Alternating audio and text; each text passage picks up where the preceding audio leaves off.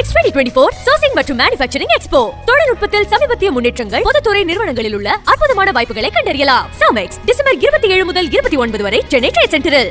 Ukraine போரை முடிவுக்கு கொண்டுவர ரஷ்ய அதிபர் புதின் மற்றும் உக்ரைன் அதிபர் ஜெலன்ஸ்கியிடம் பேச்சுவார்த்தை நடத்த உள்ளதாக அமெரிக்க அதிபராக பொறுப்பேற்க உள்ள டொனால்ட் ட்ரம்ப் தெரிவித்துள்ளார். உக்ரைன் போருக்கு பைடன் அரசு அளித்து வரும் நிதி உதவியை தேர்தல் பிரச்சாரத்தின் போதிலிருந்தே ட்ரம்ப் கடுமையாக விமர்சித்து வருகிறார்.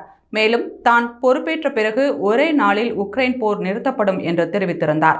இந்நிலையில் உக்ரைன் ரஷ்யா போர் குறித்து செய்தியாளர்களிடம் பேசிய ட்ரம்ப், அமெரிக்க அதிபராக பொறுப்பேற்ற பிறகு ரஷ்யா மற்றும் உக்ரைன் அதிபர்களுடன் பேச்சுவார்த்தை நடத்தப்பட்டு போரை நிறுத்த எல்லா நடவடிக்கைகளும் எடுக்கப்படும் என்றும் நடந்து வருவது படுகொலை என்றும் தெரிவித்துள்ளார்.